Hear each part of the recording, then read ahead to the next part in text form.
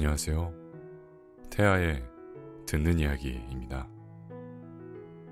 오늘 들려드릴 이야기는 한재희 작가님의 좀비 보험이라는 소설입니다.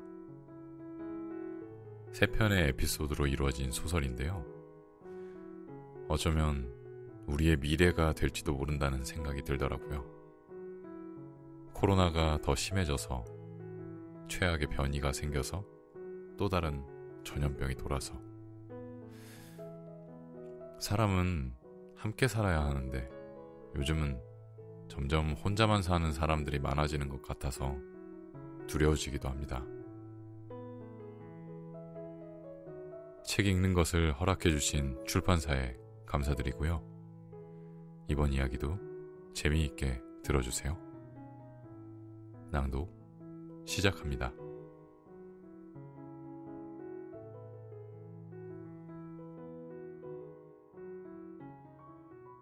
좀비 보험 한재희 지음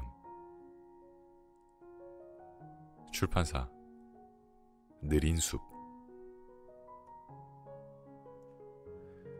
에피소드 3 좀비 마라톤 몇 달 후 사람들은 하나둘씩 좀비가 되기 시작했어요. 원인을 알 수 없는 바이러스에 노출된 사람들은 순식간에 좀비로 변했어요. 수도권에서 시작되어 점점 지방으로 퍼져나갔죠. 다른 나라도 상황은 비슷했어요.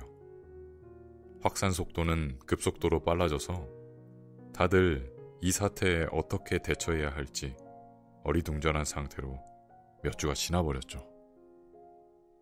처음엔 사람들이 좀비로 변해갈 때 영화에서처럼 공격성을 드러내고 사람들을 해칠까봐 모두들 공포에 떨었어요.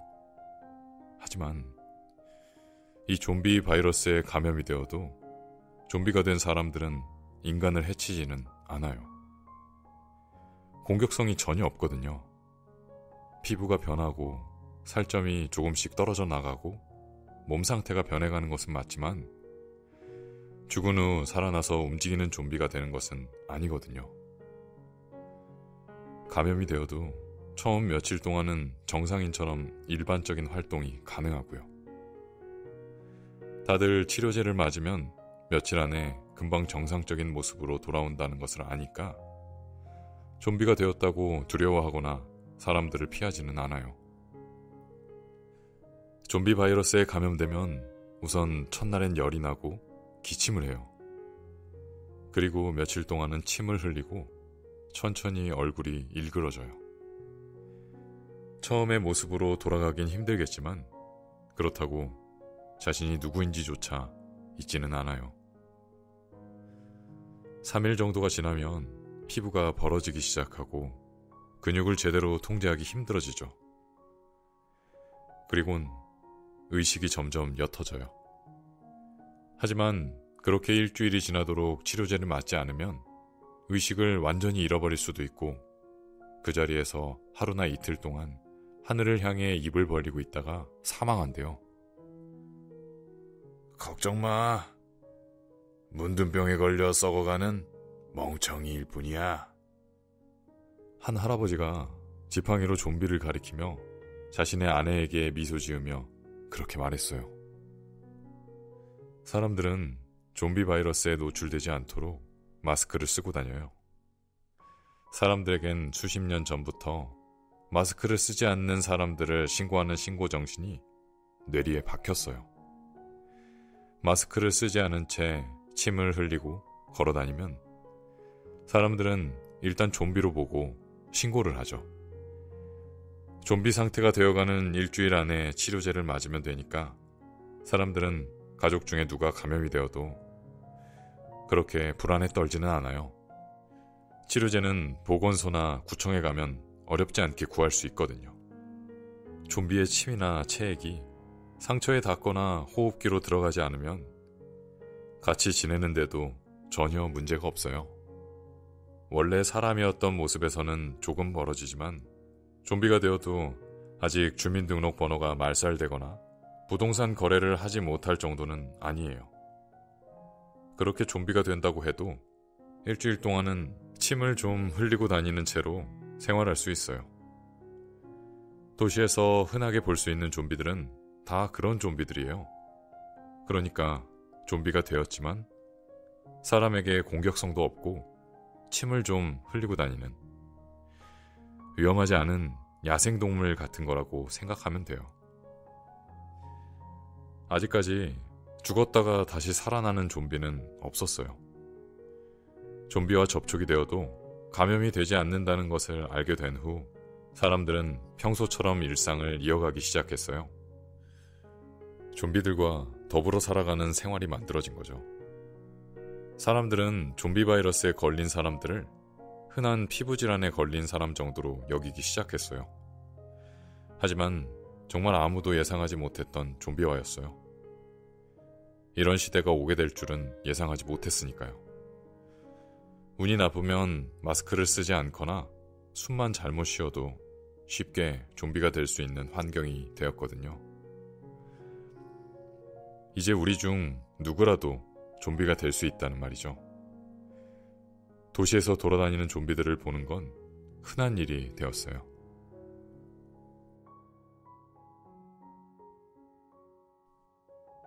사람들과 좀비가 도시에 섞여 살아가게 될 거라고는 상상을 해본 적이 없어요. 편의점에서 물건을 사가지고 나왔는데 좀비들이 신호등이 있는 건널목을 건너기 위해 초록불을 기다리고 있었어요. 야근하느라 자정이 다 되어 돌아왔는데 정류장에서 버스를 기다리는 동안 좀비 하나가 도로에 서서 손을 뻗어 심야 택시를 잡고 있는 것을 보았어요. 오후엔 도시락을 먹기 위해서 공원에 앉아 있다가 손자 좀비와 함께 봄비를 맞으며 공원 벤치에 우산을 쓰고 앉아있는 할아버지 좀비도 보았고요. 그래도 위험하지 않냐고요? 좀비의 침이 입으로 들어오면 당연히 위험하죠. 만약 치료제를 맞아야 할 시기를 놓친 좀비가 혹시 송곳니로 물기라도 한다면, 근데 송곳니에 물리면 위험한 건 사람도 마찬가지잖아요. 마스크 없이 밖에 나갈 수 없는 세상이 된 지 오래인데 누구인지 모를 사람들에게 가까이 간다는 게 상상이나 가세요? 사람들도 송곳니가 얼마나 발달했는데요. 아시잖아요. 얼마 전에 좀비도 아닌데 자신의 송곳니로 기르던 햄스터를 물어 죽인 사람도 있었다는 거. 새끼 손톱만한 앞발로 자신의 손등을 조금 긁었다고 송곳니로 그 아이를 깨물어버렸다는 기사는 정말 끔찍했어요. 저희는 그래서 아예 햄스터를 기르지 않아요. 감염된 좀비들은 대체로 온순하고 주로 멍한 표정으로 걷기만 해요. 물론 의식도 있고요. 혹시라도 좀비와 접촉하다가 긁히기라도 해서 감염이 되어도 치료제만 있으면 금방 회복할 수 있어요. 물론 일주일이 지나도록 치료제를 맞지 않았거나 치료제 예약을 하지 않은 채 밖에 돌아다니는 좀비들은 위험할 수 있죠. 제3회 좀비 마라톤 대회. 저는 사무실 창밖으로 마라톤을 하는 좀비들을 보고 있어요. 경찰의 가이드라인을 따라 좀비들이 마라톤을 하고 있네요. 팔다리를 휘청거리며 뛰어다니는 좀비들이 보입니다. 앞만 보며 달리고 있어요. 저들의 머릿속에 아직 의식이 남아있다는 것이 믿어지지 않았지만 사실이에요. 저들은 자신들이 누구인지 알고 본인의 의지대로 마라톤을 하는 거예요. 믿을 수 없지만 저들은 아직 인간이죠. 500여 명 이상의 좀비들이 웅성웅성 도로 위로 모여 있다가 신호에 맞추어 막 출발했어요. 흐느적 팔다리를 흔들며 천천히 뛰기 시작한 거죠. 중간중간에 마스크를 끼고 좀비와 함께 뛰는 멀쩡한 사람들도 섞여 있어요. 마스크를 쓴 좀비도 보이네요. 좀비들 뒤에서 응원하며 뛰는 저분들은 분명 인권보호단체에서 나온 사람들일 거예요. 그들은 정부의 허락을 받고 사람들의 서명 동의를 얻어 좀비 마라톤 대회를 준비한 거죠. 소방차가 뒤에 따라가며 좀비들이 바닥에 흘려놓은 엄청난 양의 침과 떨어진 피부들을 세척하고 있어요. 누가 우승할 것 같아? 글쎄요. 벌써 대회가 3번째인데 경력 있는 분이 우세하지 않을까요? 작년에 우승한 사람은 국가대표 테니스 선수 출신 국회의원이었지? 네, 원래부터 체력이 좋은 사람이었어요. 중간에 뛰다가 배고프다고 앞 사람을 뜯어먹진 않겠지? 예전 영화 보면 사람도 물잖아. 부장님, 그런 혐오 발언은 조심하셔야 할 것 같아요. 이제 그런 좀비는 없어요. 부장님은 이 좀비 마라톤 대회를 기획한 자회사의 주식 보유자입니다. 근데 저 사람들이 굳이 마라톤을 왜 하고 싶어 할까? 마라톤 대회를 앞두고 좀비가 되었지만 포기하긴 싫었나 보죠. 사람들에게 본인들이 아직 정상이고 공격성이 없다는 것을 증명하고 싶은 거 아닐까? 저는 맨정신에도 오래 달리기는 하기 힘든데 나 같으면 그냥 집에서 치료제나 기다리겠어.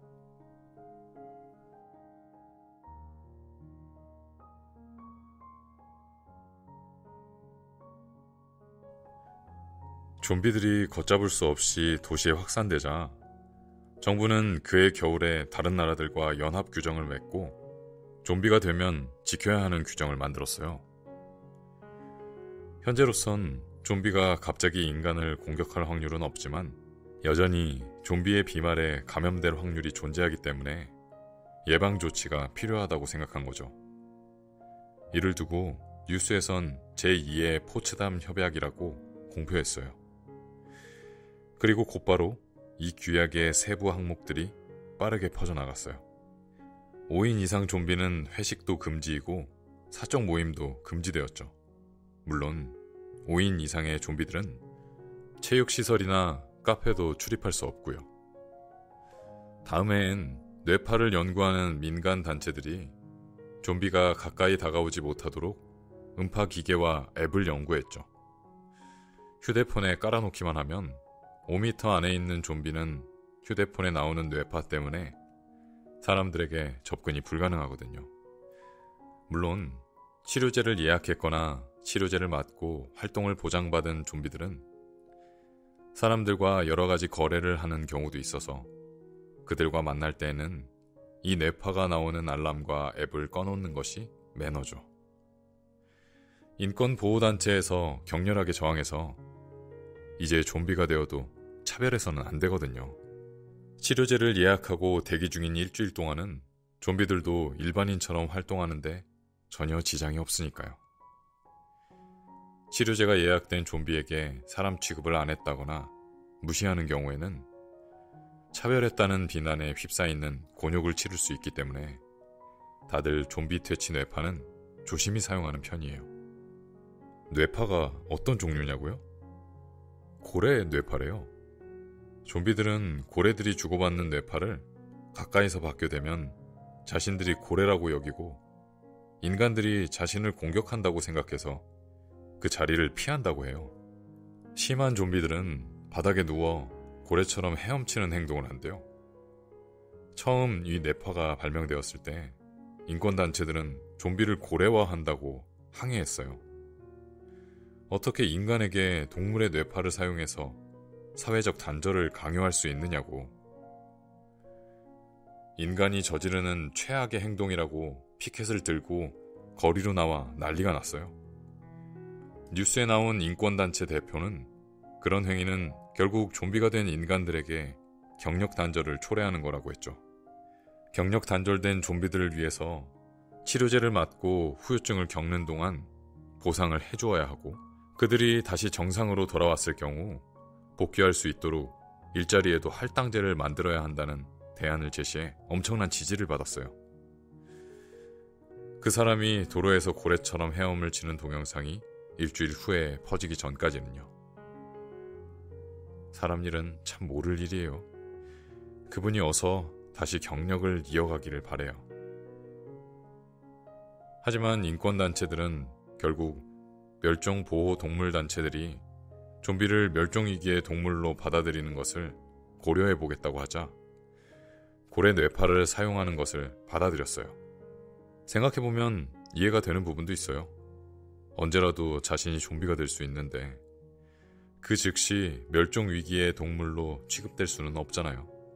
가족의 손등이나 발등을 살짝 핥히었다고 송곳니를 모두 제거당하는 것은 너무 슬프고 가혹한 것 같아요.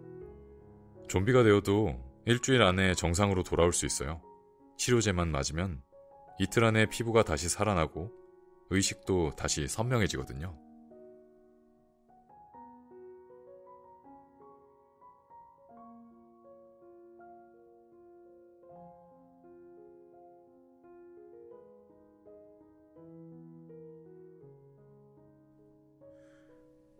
그녀가 변하기 시작했어요.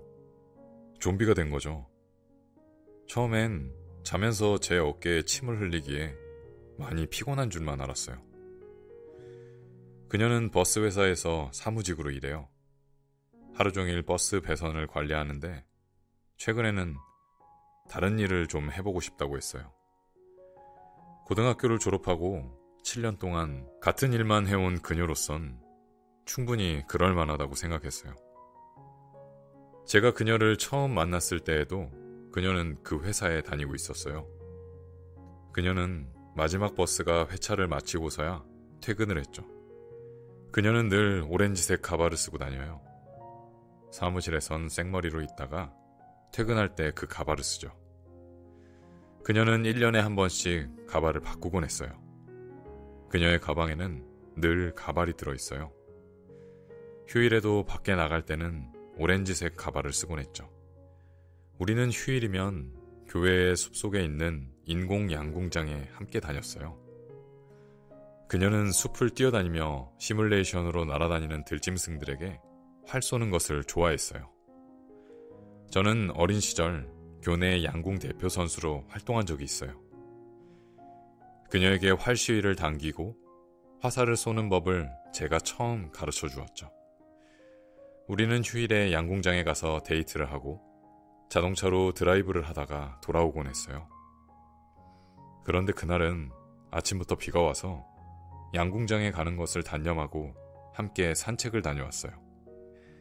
그런데 집으로 돌아온 지 몇 시간 후 그녀가 갑자기 침을 흘리기 시작했어요. 그러곤 침대에 살점과 피부 부스러기들을 조금씩 떨어뜨리더군요. 그녀와 저는 동거한 지 3년 차입니다. 정확히는 456일을 한 방에 살았고 나머지 기간은 각방을 쓰는 사이였어요. 그녀는 3년 전에 자신이 살던 집에 방 하나를 새놓았어요. 친구가 지내던 방 하나를 내놓은 거라고 했죠. 제가 그 방을 보러 갔고 그렇게 저희는 같은 집에 머무르게 된 거예요. 나 몸이 좀 이상한 것 같아. 어떻게 이상한데? 알잖아. 이 침 좀 봐. 그녀는 턱으로 흘러내리는 침을 손바닥으로 받으며 말했어요. 괜찮아. 치료제만 맞으면 괜찮을 거야. 나 좀 무서워. 이상하게 변할까봐. 아무렇지 않을 거야. 치료제 맞고 이틀이면 다시 정상으로 돌아올 거고. 곁에 있어 줄 거지? 걱정 마. 옆에 있을게. 나 너무 못생기게 변하면 그땐 이상한 생각 하지 마. 절대. 그녀는 점점 무기력해졌습니다. 아침이 되어도 일어나질 못하고 열에 시달리며 침대에만 누워 있었어요. 그러다가 오후가 되면 의자에 앉아 하루 종일 손가락만 세고 있거나 이상한 말들을 중얼거리곤 했어요. 점점 목과 턱 부분이 늘어지더니 조금씩 부패하기 시작했어요. 눈동자도 갈색으로 변했고 3일째 되던 날부터 그녀는 가끔 저를 알아보지 못했어요. 그녀가 좀비로 변해가고 있어요.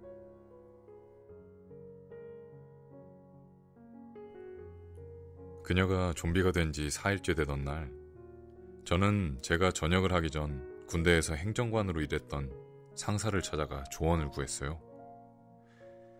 재난에 가까운 상황에선 군대에서 오는 정보가 더 빠르다는 것을 저는 하사관으로 군대 정보과에서 근무하던 시절 알게 되었거든요. 그 상사 역시 얼마 전에 전역을 하고 교회에서 고물상을 하면서 지냈어요.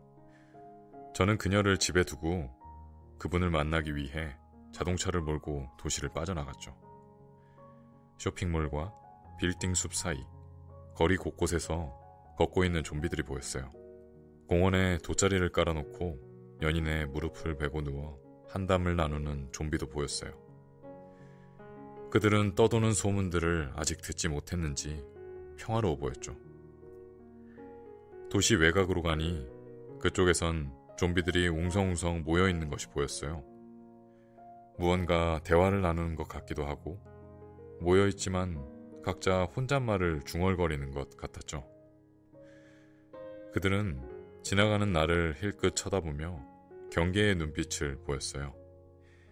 5km 정도 더 가다가 제약회사 빌딩 옥상 난간에 걸터앉은 한 할아버지가 낚싯대를 허공에 들이우고 낚시하는 것도 보았어요. 낚싯대 바늘 끝에는 아무것도 걸려있지 않았어요. 그때 그 아래를 지나가는 제 차 보닛에 할아버지가 쓴 빨간 모자가 툭 떨어졌어요. 저는 내려서 모자를 들고 할아버지가 있는 빌딩 꼭대기를 올려다보며 흔들어 주었죠. 차 보닛으로 할아버지의 피부가 툭툭 떨어지는 것을 보아 그도 좀비화가 진행되고 있다는 것을 알았어요. 저는 바닥에 모자를 내려놓고 다시 시동을 걸었어요. 시내를 빠져나오기 직전엔 도로에서 히치하이킹을 하는 좀비 남자를 태워주었죠. 그는 반만 남은 엄지손가락을 세워 지나가는 차들에게 히치하이킹을 하고 있었어요. 어눌한 말투였지만 아직 정상이었어요. 친정에 있는 아내를 만나러 가는 길이라며 살점이 별로 안 남은 손가락을 들어 방향을 알려주었어요. 가는 길에 내려달라고 했어요. 그는 아내가 아이를 가졌다고 했어요. 하루 남았어요. 그때까지 구하지 할까봐 걱정해요. 꼭 구할 수 있을 거예요. 차에서 내려준 그 좀비 남자는 뒤를 돌아 저를 한번 바라보더니 몇 걸음을 걷다가 갑자기 고통스럽게 사지를 뒤틀더니 하늘을 바라보며 입을 벌렸어요. 몇 분이 지나지 않아 그는 그대로 바닥에 쓰러져 버렸죠. 저는 바닥에 쓰러져 있는 그를 한참 바라보았어요. 그제야 그 남자가 저에게 아직 자신에게 하루가 남았다고 했던 말이 거짓이었다는 걸 알았죠. 치료제를 구하지 못해 사망한 사람을 제 눈앞에서 본 것은 그때가 처음이었어요. 해가 저물 무렵이 되어서야 저는 선임 상사가 알려준 고물상에 도착했어요. 여기저기 폐차된 차량이며 철제와 공구들이 흩어져 있는 낡은 고물상이었어요. 상사는 도시에서 버린 고철 같은 것들을 모아 다시 납품하는 일을 한다고 했어요. 네? 화장터요? 멀쩡한 사람들을요? 멀쩡하다고 볼 순 없지. 하지만 자네 말대로 아직 사람들이긴 하지. 치료제가 다시 나오겠죠. 도시에 좀비가 얼마나 많은데. 당분간 치료제를 구하는 것은 어려울 거야. 구한다고 하더라도 엄청 고가일 거고 가격이 치솟고 있으니까. 곧 아노미 상태가 올 거고 군이 투입될 거라네. 부대에서 일하는 후배에게 들었어. 군을 투입한다니요? 치료제를 구하지 못한 이들이 난리가 나겠지. 좀비들이 쿠데타라도 일으킨다는 거예요? 그는 수술모와 고물상 바깥에 모닥불을 피웠어요. 마지막 날까지 치료제를 구하지 못한 좀비들은 군에서 데려간다고 하더군. 어디로요? 설마 정말 화장터를 말하는 거예요? 소멸돼야겠지? 소멸이라니요? 다른 방법이 없을 거야. 태워야만 감염을 막을 테니까. 말도 안 돼요. 어차피 공격성도 없잖아요. 자네가 모르는 게 있어. 그게 무슨 소리예요? 치료제가 없으면 좀비들은 자연 소멸하잖아요. 지금까지는 그랬지. 하늘을 보며 입을 벌리고 있다가 푹 쓰러져 죽었으니까. 이젠 아니라는 건가요? 상사는 모닥불에 장작을 던져 넣으며 스테인리스 잔에 덮인 밀크티를 따라주며 말했어요. 공격성이 생기고 있대. 어제 치료제를 맞지 못한 채 8일째 된 좀비가 소멸하지 않고 가족들을 물어 죽였나봐. 그러곤 15층 아파트에서 뛰어내렸대. 소문일 뿐이에요. 그 말을 믿어요? 지난 몇 년간 좀비들은 공격성이 없었어요. 아예 없는 것은 아니었어. 초기에 그런 좀비들을 격리했던 거지. 사람들이 무심했을 뿐 존재는 했어. 그럼 상사님 말처럼 이제 치료제를 못 구한 좀비들이 인간을 공격한다? 정부는 대처를 해야겠지? 자네도 알잖아. 레드콜. 설마 인간들에게 레드콜을 실시하겠어요? 저는 답답해서 잠시 바깥으로 나왔어요. 뿌연 회색의 하늘에 구름들이 뭉쳐서 흘러다니는 것이 보였어요. 레드콜은 전시나 위급한 작전 시에 위험 요소를 사전에 다 제거해버리는 군사 작전명이었어요. 동물들이 AI에 걸리면 집단 폐사 조치하는 경우도 비슷한 사례죠. 일단 감염이 되면 구덩이를 파고 산채로 닭이나 소들을 파묻어야만 감염 확산을 막을 수 있기 때문에 동물들에게 감염병이 돌면 군이 투입되어 실시하는 방역 조치 중 하나죠. 사람들은 자신들의 돼지나 소들과 아무리 가족처럼 함께 살아왔어도 눈앞에서 생매장할 수밖에 없는 거죠. 걔들이 어떻게 지금처럼 사람들에게 친근해졌는지 알아? 인간을 공격했던 개체들은 모두 제거해 오면서 인간이 진화를 조정해 온 거야. 치료제를 구하지 못한 사람들이 화장터로 가야 하는 것처럼. 상사는 제 어깨를 두드리며 체념하듯이 저에게 권총을 하나 주었어요. 베르타 990이야. 챙겨둬. 나도 하나 가지고 있어. 상사와 헤어지고 집으로 돌아오면서 저는 집에 혼자 두고 온 레아가 걱정됐어요. 혹시라도 의식이 없는 상태에서 바깥을 나돌고 있지는 않은지 불안했거든요. 빌라에 도착하자마자 제일 먼저 문을 열고 그녀를 찾았어요. 그녀는 설거지를 하고 있었어요. 밥솥에서 흰 김이 모락모락 피어오르고 있었죠. 아무 일도 없다는 듯이 그녀는 말했어요. 왔어? 이라 걱정 좀 했어. 늦어서 미안해. 밥 먹자. 저는 가만히 다가가 그녀를 뒤에서 안아주었어요. 그녀의 머리털에서 역한 냄새가 났어요. 싱크대 설거지대에 손가락 하나가 떨어져 있는 것이 보였어요. 그녀는 간신히 자신의 숨을 찾으려는 듯 호흡이 거칠었어요.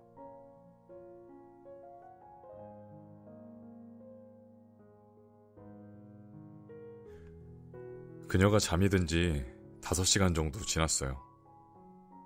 밤을 넘기면 좀비화가 진행된 지 5일째고요. 이불을 덮어주면서 보니 오른쪽 팔에 남아있는 살점이 별로 없었어요. 저는 뼈가 튀어나오기 직전인 앙상한 그녀의 어깨를 만져보았어요. 부드럽고 따뜻한 온기가 느껴졌어요. 아직 제가 알던 그녀의 살이 남아 있었어요. 저는 코를 대고 냄새를 맡아보았어요. 온몸에서 악취가 나기 시작했어요. 하지만 아직 제가 알던 그녀의 살 냄새가 남아 있었어요.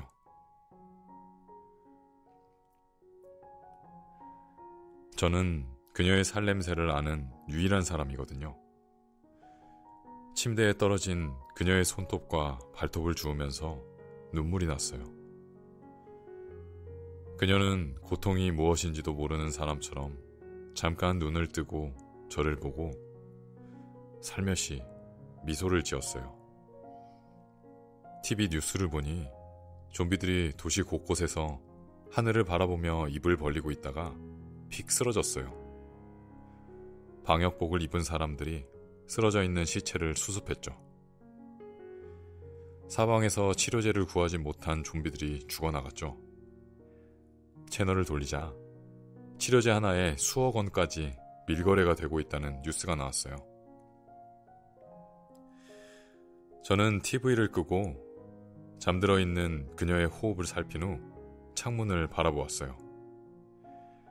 낮에 상사를 만나러 갔던 길에 자동차에서 올려보던 빌딩 위에 있던 할아버지가 맞은편 아파트 옥상 난간에 서 있었어요. 분명 그 할아버지였어요. 제 차 보닛에 떨어뜨렸던 빨간 모자를 쓰고 있었죠. 커튼을 닫으려고 하는데 그가 난간에서 허공으로 발걸음을 옮기는 것이 보였어요. 종이 상자 하나가 떨어지듯이 그는 툭 아파트 화단에 떨어졌어요. 저는 커튼을 닫고 책상에 앉았어요. 상사가 준 권총을 꺼내 가만히 만져보았어요. 차갑고 딱딱한 질감이었죠. 그녀를 위해 이제 이틀 안에 치료제를 구해야 했습니다.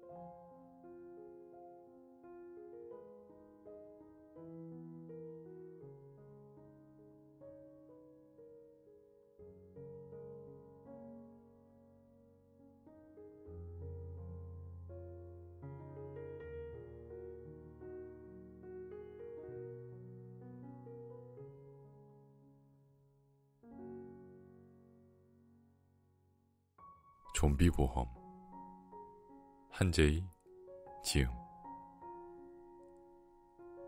출판사 느린숲 에피소드 3 좀비 마라톤. 몇 달 후 사람들은 하나둘씩 좀비가 되기 시작했어요. 원인을 알 수 없는 바이러스에 노출된 사람들은 순식간에 좀비로 변했어요. 수도권에서 시작되어 점점 지방으로 퍼져나갔죠. 다른 나라도 상황은 비슷했어요. 확산 속도는 급속도로 빨라져서 다들 이 사태에 어떻게 대처해야 할지 어리둥절한 상태로 몇 주가 지나버렸죠. 처음엔 사람들이 좀비로 변해갈 때 영화에서처럼 공격성을 드러내고 사람들을 해칠까봐 모두들 공포에 떨었어요. 하지만 이 좀비 바이러스에 감염이 되어도 좀비가 된 사람들은 인간을 해치지는 않아요. 공격성이 전혀 없거든요. 피부가 변하고 살점이 조금씩 떨어져 나가고 몸 상태가 변해가는 것은 맞지만 죽은 후 살아나서 움직이는 좀비가 되는 것은 아니거든요. 감염이 되어도 처음 며칠 동안은 정상인처럼 일반적인 활동이 가능하고요. 다들 치료제를 맞으면 며칠 안에 금방 정상적인 모습으로 돌아온다는 것을 아니까 좀비가 되었다고 두려워하거나 사람들을 피하지는 않아요. 좀비 바이러스에 감염되면 우선 첫날엔 열이 나고 기침을 해요. 그리고 며칠 동안은 침을 흘리고 천천히 얼굴이 일그러져요. 처음의 모습으로 돌아가긴 힘들겠지만 그렇다고 자신이 누구인지조차 잊지는 않아요. 3일 정도가 지나면 피부가 벌어지기 시작하고 근육을 제대로 통제하기 힘들어지죠. 그리곤 의식이 점점 옅어져요. 하지만 그렇게 일주일이 지나도록 치료제를 맞지 않으면 의식을 완전히 잃어버릴 수도 있고 그 자리에서 하루나 이틀 동안 하늘을 향해 입을 벌리고 있다가 사망한대요. 걱정 마. 문둥병에 걸려 썩어가는 멍청이일 뿐이야. 한 할아버지가 지팡이로 좀비를 가리키며 자신의 아내에게 미소 지으며 그렇게 말했어요. 사람들은 좀비 바이러스에 노출되지 않도록 마스크를 쓰고 다녀요. 사람들에겐 수십 년 전부터 마스크를 쓰지 않는 사람들을 신고하는 신고 정신이 뇌리에 박혔어요. 마스크를 쓰지 않은 채 침을 흘리고 걸어다니면 사람들은 일단 좀비로 보고 신고를 하죠.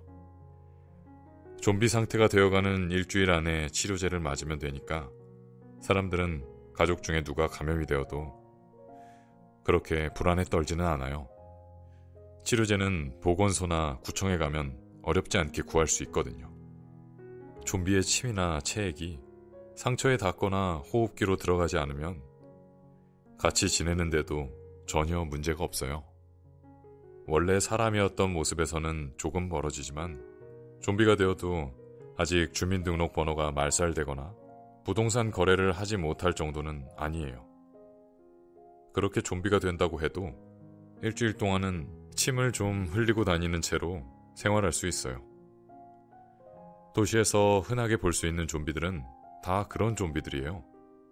그러니까 좀비가 되었지만 사람에게 공격성도 없고 침을 좀 흘리고 다니는 위험하지 않은 야생동물 같은 거라고 생각하면 돼요. 아직까지 죽었다가 다시 살아나는 좀비는 없었어요. 좀비와 접촉이 되어도 감염이 되지 않는다는 것을 알게 된 후 사람들은 평소처럼 일상을 이어가기 시작했어요. 좀비들과 더불어 살아가는 생활이 만들어진 거죠. 사람들은 좀비 바이러스에 걸린 사람들을 흔한 피부질환에 걸린 사람 정도로 여기기 시작했어요. 하지만 정말 아무도 예상하지 못했던 좀비화였어요. 이런 시대가 오게 될 줄은 예상하지 못했으니까요. 운이 나쁘면 마스크를 쓰지 않거나 숨만 잘못 쉬어도 쉽게 좀비가 될 수 있는 환경이 되었거든요.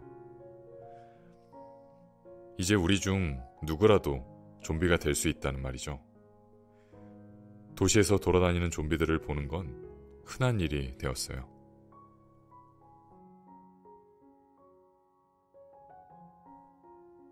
사람들과 좀비가 도시에 섞여 살아가게 될 거라곤 상상을 해본 적이 없어요. 편의점에서 물건을 사가지고 나왔는데 좀비들이 신호등이 있는 건널목을 건너기 위해 초록불을 기다리고 있었어요. 야근하느라 자정이 다 되어 돌아왔는데 정류장에서 버스를 기다리는 동안 좀비 하나가 도로에 서서 손을 뻗어 심야 택시를 잡고 있는 것을 보았어요. 오후엔 도시락을 먹기 위해서 공원에 앉아 있다가 손자 좀비와 함께 봄비를 맞으며 공원 벤치에 우산을 쓰고 앉아있는 할아버지 좀비도 보았고요. 그래도 위험하지 않냐고요? 좀비의 침이 입으로 들어오면 당연히 위험하죠. 만약 치료제를 맞아야 할 시기를 놓친 좀비가 혹시 송곳니로 물기라도 한다면, 근데 송곳니에 물리면 위험한 건 사람도 마찬가지잖아요.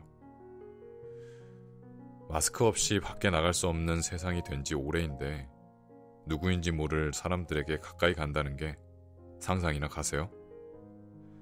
사람들도 송곳니가 얼마나 발달했는데요. 아시잖아요. 얼마 전에 좀비도 아닌데 자신의 송곳니로 기르던 햄스터를 물어 죽인 사람도 있었다는 거. 새끼 손톱만한 앞발로 자신의 손등을 조금 긁었다고 송곳니로 그 아이를 깨물어 버렸다는 기사는 정말 끔찍했어요. 저희는 그래서 아예 햄스터를 기르지 않아요. 감염된 좀비들은 대체로 온순하고 주로 멍한 표정으로 걷기만 해요. 물론 의식도 있고요. 혹시라도 좀비와 접촉하다가 긁히기라도 해서 감염이 되어도 치료제만 있으면 금방 회복할 수 있어요. 물론 일주일이 지나도록 치료제를 맞지 않았거나 치료제 예약을 하지 않은 채 밖에 돌아다니는 좀비들은 위험할 수 있죠. 제3회 좀비 마라톤 대회. 저는 사무실 창밖으로 마라톤을 하는 좀비들을 보고 있어요.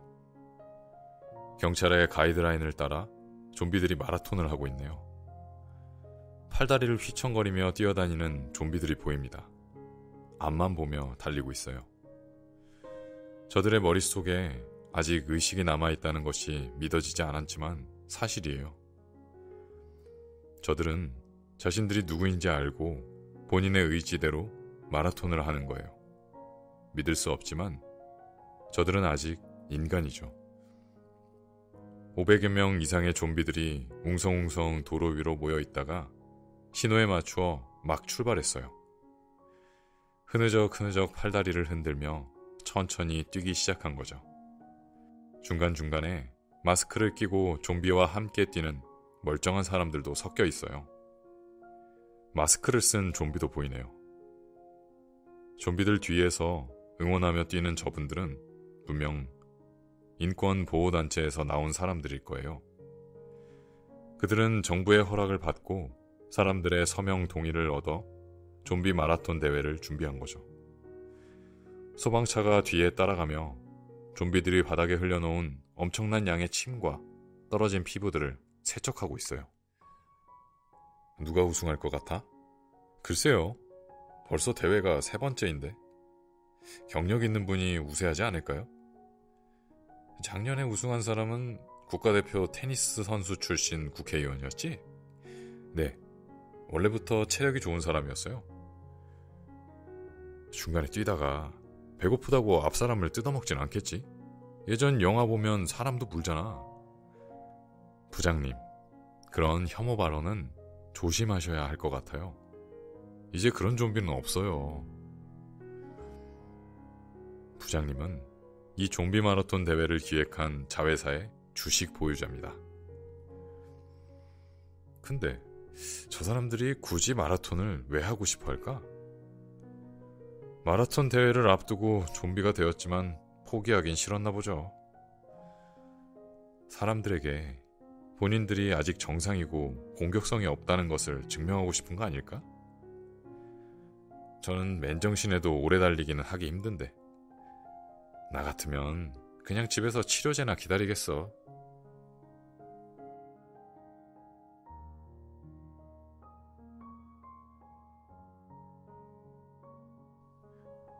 좀비들이 걷잡을 수 없이 도시에 확산되자 정부는 그해 겨울에 다른 나라들과 연합 규정을 맺고 좀비가 되면 지켜야 하는 규정을 만들었어요.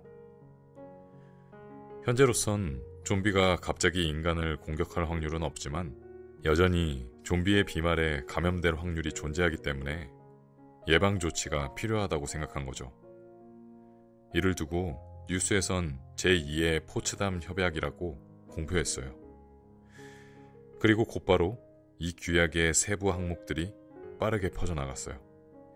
5인 이상 좀비는 회식도 금지이고 사적 모임도 금지되었죠. 물론 5인 이상의 좀비들은 체육시설이나 카페도 출입할 수 없고요. 다음해엔 뇌파를 연구하는 민간 단체들이 좀비가 가까이 다가오지 못하도록 음파 기계와 앱을 연구했죠. 휴대폰에 깔아놓기만 하면 5m 안에 있는 좀비는 휴대폰에 나오는 뇌파 때문에 사람들에게 접근이 불가능하거든요. 물론 치료제를 예약했거나 치료제를 맞고 활동을 보장받은 좀비들은 사람들과 여러 가지 거래를 하는 경우도 있어서 그들과 만날 때에는 이 뇌파가 나오는 알람과 앱을 꺼놓는 것이 매너죠. 인권보호단체에서 격렬하게 저항해서 이제 좀비가 되어도 차별해서는 안 되거든요. 치료제를 예약하고 대기 중인 일주일 동안은 좀비들도 일반인처럼 활동하는데 전혀 지장이 없으니까요. 치료제가 예약된 좀비에게 사람 취급을 안 했다거나 무시하는 경우에는 차별했다는 비난에 휩싸이는 곤욕을 치를 수 있기 때문에 다들 좀비 퇴치 뇌파는 조심히 사용하는 편이에요. 뇌파가 어떤 종류냐고요? 고래 뇌파래요. 좀비들은 고래들이 주고받는 뇌파를 가까이서 받게 되면 자신들이 고래라고 여기고 인간들이 자신을 공격한다고 생각해서 그 자리를 피한다고 해요. 심한 좀비들은 바닥에 누워 고래처럼 헤엄치는 행동을 한대요. 처음 이 뇌파가 발명되었을 때 인권단체들은 좀비를 고래화한다고 항의했어요. 어떻게 인간에게 동물의 뇌파를 사용해서 사회적 단절을 강요할 수 있느냐고. 인간이 저지르는 최악의 행동이라고 피켓을 들고 거리로 나와 난리가 났어요. 뉴스에 나온 인권단체 대표는 그런 행위는 결국 좀비가 된 인간들에게 경력 단절을 초래하는 거라고 했죠. 경력 단절된 좀비들을 위해서 치료제를 맞고 후유증을 겪는 동안 보상을 해주어야 하고 그들이 다시 정상으로 돌아왔을 경우 복귀할 수 있도록 일자리에도 할당제를 만들어야 한다는 대안을 제시해 엄청난 지지를 받았어요. 그 사람이 도로에서 고래처럼 헤엄을 치는 동영상이 일주일 후에 퍼지기 전까지는요. 사람 일은 참 모를 일이에요. 그분이 어서 다시 경력을 이어가기를 바래요. 하지만 인권단체들은 결국 멸종보호동물단체들이 좀비를 멸종위기의 동물로 받아들이는 것을 고려해보겠다고 하자 고래 뇌파를 사용하는 것을 받아들였어요. 생각해보면 이해가 되는 부분도 있어요. 언제라도 자신이 좀비가 될 수 있는데 그 즉시 멸종위기의 동물로 취급될 수는 없잖아요. 가족의 손등이나 발등을 살짝 핥히었다고 송곳니를 모두 제거당하는 것은 너무 슬프고 가혹한 것 같아요. 좀비가 되어도 일주일 안에 정상으로 돌아올 수 있어요. 치료제만 맞으면 이틀 안에 피부가 다시 살아나고 의식도 다시 선명해지거든요.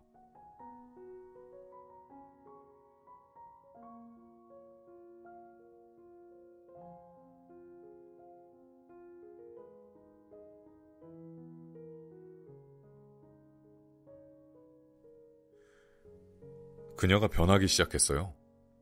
좀비가 된 거죠. 처음엔 자면서 제 어깨에 침을 흘리기에 많이 피곤한 줄만 알았어요. 그녀는 버스 회사에서 사무직으로 일해요. 하루 종일 버스 배선을 관리하는데 최근에는 다른 일을 좀 해보고 싶다고 했어요. 고등학교를 졸업하고 7년 동안 같은 일만 해온 그녀로선 충분히 그럴 만하다고 생각했어요. 제가 그녀를 처음 만났을 때에도 그녀는 그 회사에 다니고 있었어요. 그녀는 마지막 버스가 회차를 마치고서야 퇴근을 했죠. 그녀는 늘 오렌지색 가발을 쓰고 다녀요. 사무실에선 생머리로 있다가 퇴근할 때 그 가발을 쓰죠. 그녀는 1년에 한 번씩 가발을 바꾸곤 했어요.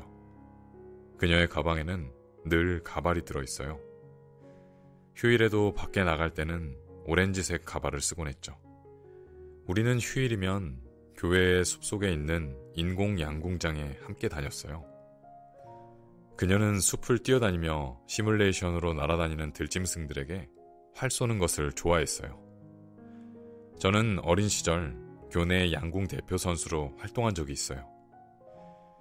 그녀에게 활시위를 당기고 화살을 쏘는 법을 제가 처음 가르쳐 주었죠. 우리는 휴일에 양궁장에 가서 데이트를 하고 자동차로 드라이브를 하다가 돌아오곤 했어요. 그런데 그날은 아침부터 비가 와서 양궁장에 가는 것을 단념하고 함께 산책을 다녀왔어요. 그런데 집으로 돌아온 지 몇 시간 후 그녀가 갑자기 침을 흘리기 시작했어요. 그러곤 침대에 살점과 피부 부스러기들을 조금씩 떨어뜨리더군요. 그녀와 저는 동거한 지 3년 차입니다. 정확히는 456일을 한 방에 살았고 나머지 기간은 각방을 쓰는 사이였어요. 그녀는 3년 전에 자신이 살던 집에 방 하나를 새놓았어요. 친구가 지내던 방 하나를 내놓은 거라고 했죠. 제가 그 방을 보러 갔고 그렇게 저희는 같은 집에 머무르게 된 거예요. 나 몸이 좀 이상한 것 같아. 어떻게 이상한데? 알잖아. 이 침 좀 봐. 그녀는 턱으로 흘러내리는 침을 손바닥으로 받으며 말했어요. 괜찮아. 치료제만 맞으면 괜찮을 거야. 나 좀 무서워. 이상하게 변할까봐. 아무렇지 않을 거야. 치료제 맞고 이틀이면 다시 정상으로 돌아올 거고. 곁에 있어줄 거지? 걱정 마. 옆에 있을게. 나 너무 못생기게 변하면 그땐 이상한 생각 하지 마. 절대. 그녀는 점점 무기력해졌습니다. 아침이 되어도 일어나지 못하고 열에 시달리며 침대에만 누워 있었어요. 그러다가 오후가 되면 의자에 앉아 하루 종일 손가락만 세고 있거나 이상한 말들을 중얼거리곤 했어요. 점점 목과 턱 부분이 늘어지더니 조금씩 부패하기 시작했어요. 눈동자도 갈색으로 변했고 3일째 되던 날부터 그녀는 가끔 저를 알아보지 못했어요. 그녀가 좀비로 변해가고 있어요.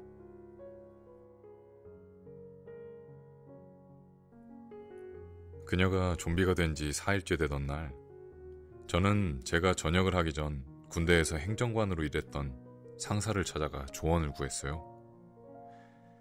재난에 가까운 상황에선 군대에서 오는 정보가 더 빠르다는 것을 저는 하사관으로 군대 정보과에서 근무하던 시절 알게 되었거든요. 그 상사 역시 얼마 전에 전역을 하고 교회에서 고물상을 하면서 지냈어요. 저는 그녀를 집에 두고 그분을 만나기 위해 자동차를 몰고 도시를 빠져나갔죠. 쇼핑몰과 빌딩 숲 사이, 거리 곳곳에서 걷고 있는 좀비들이 보였어요. 공원에 돗자리를 깔아놓고 연인의 무릎을 베고 누워 한담을 나누는 좀비도 보였어요.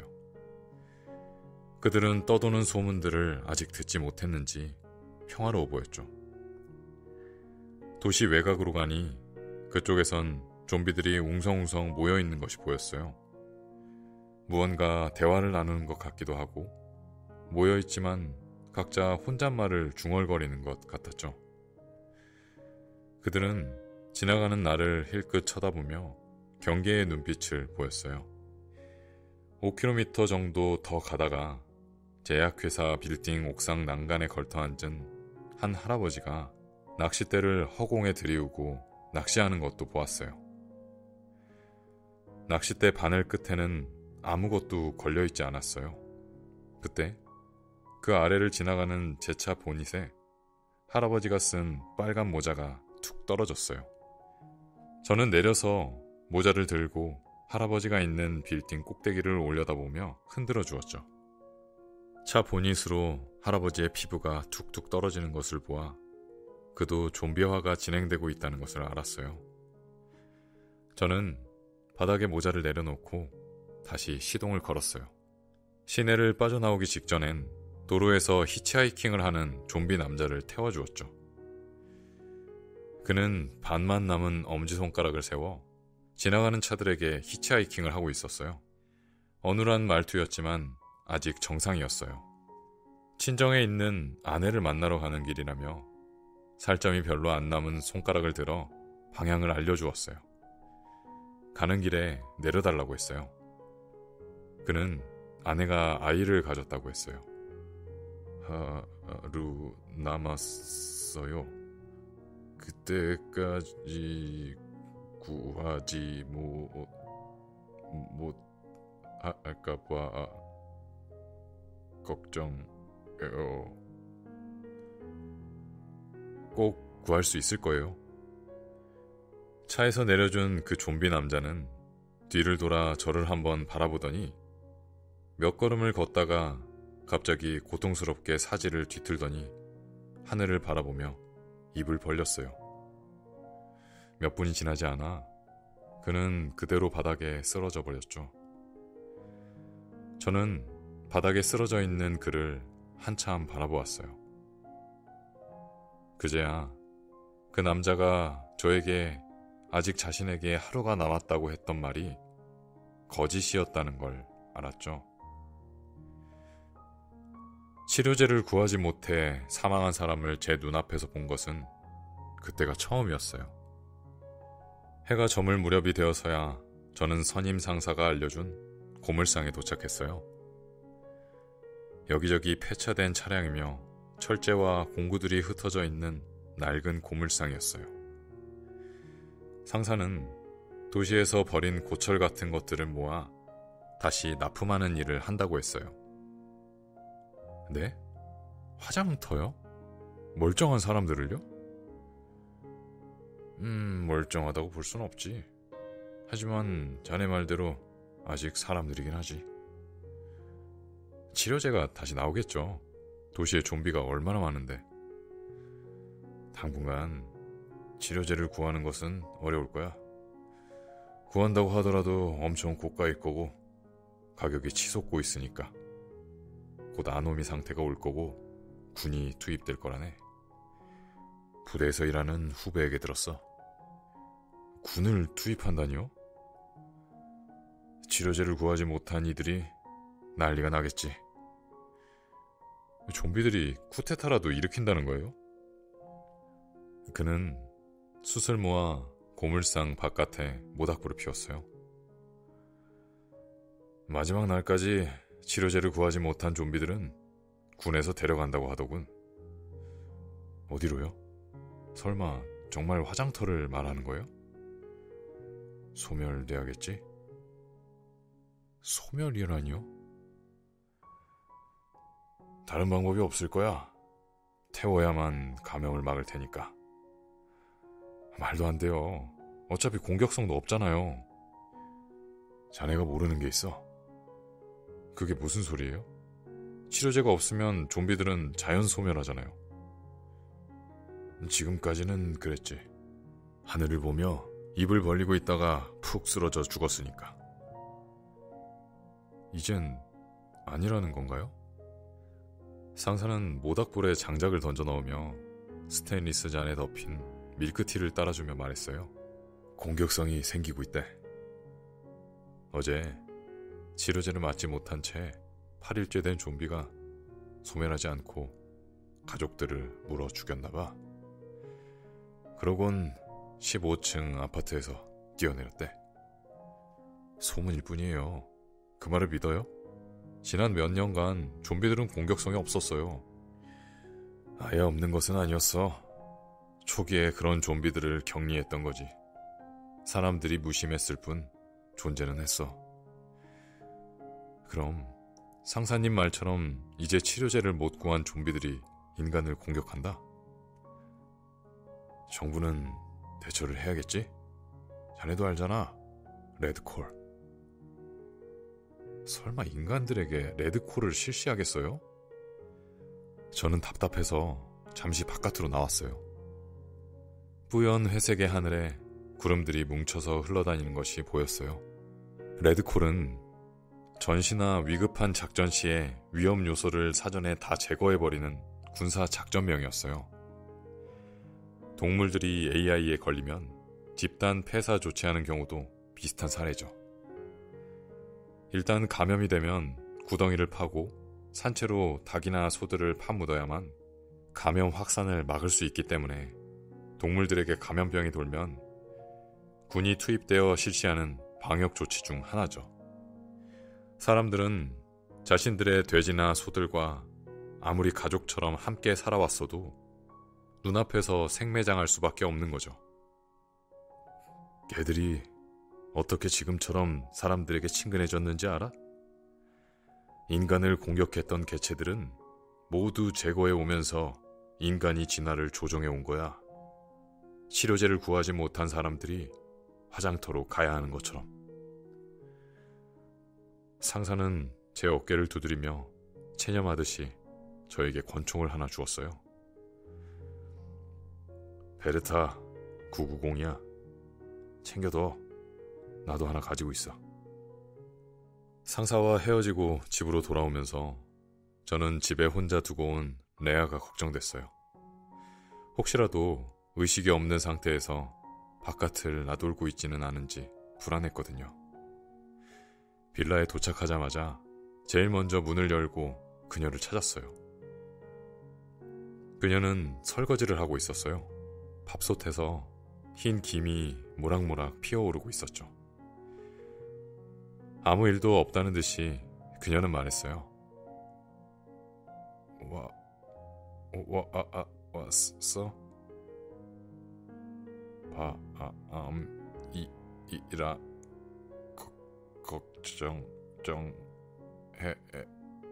했어.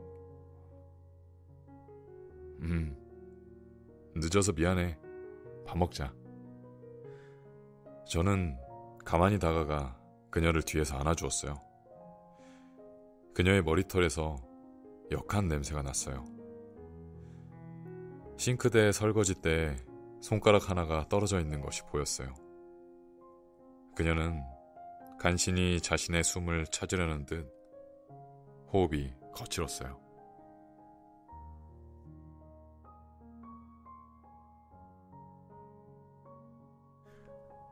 그녀가 잠이 든 지 5시간 정도 지났어요. 밤을 넘기면 좀비화가 진행된 지 5일째고요. 이불을 덮어주면서 보니 오른쪽 팔에 남아있는 살점이 별로 없었어요.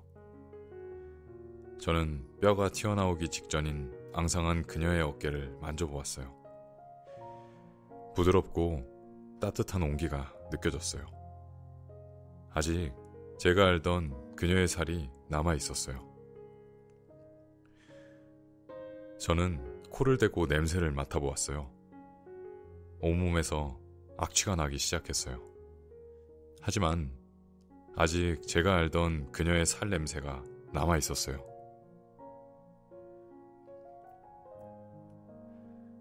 저는 그녀의 살 냄새를 아는 유일한 사람이거든요. 침대에 떨어진 그녀의 손톱과 발톱을 주우면서 눈물이 났어요. 그녀는 고통이 무엇인지도 모르는 사람처럼 잠깐 눈을 뜨고 저를 보고 살며시 미소를 지었어요. TV 뉴스를 보니 좀비들이 도시 곳곳에서 하늘을 바라보며 입을 벌리고 있다가 픽 쓰러졌어요. 방역복을 입은 사람들이 쓰러져 있는 시체를 수습했죠. 사방에서 치료제를 구하지 못한 좀비들이 죽어나갔죠. 채널을 돌리자 치료제 하나에 수억 원까지 밀거래가 되고 있다는 뉴스가 나왔어요. 저는 TV를 끄고 잠들어 있는 그녀의 호흡을 살핀 후 창문을 바라보았어요. 낮에 상사를 만나러 갔던 길에 자동차에서 올려보던 빌딩 위에 있던 할아버지가 맞은편 아파트 옥상 난간에 서 있었어요. 분명 그 할아버지였어요. 제 차 보닛에 떨어뜨렸던 빨간 모자를 쓰고 있었죠. 커튼을 닫으려고 하는데 그가 난간에서 허공으로 발걸음을 옮기는 것이 보였어요. 종이 상자 하나가 떨어지듯이 그는 툭 아파트 화단에 떨어졌어요. 저는 커튼을 닫고 책상에 앉았어요. 상사가 준 권총을 꺼내 가만히 만져보았어요. 차갑고 딱딱한 질감이었죠. 그녀를 위해 이제 이틀 안에 치료제를 구해야 했습니다.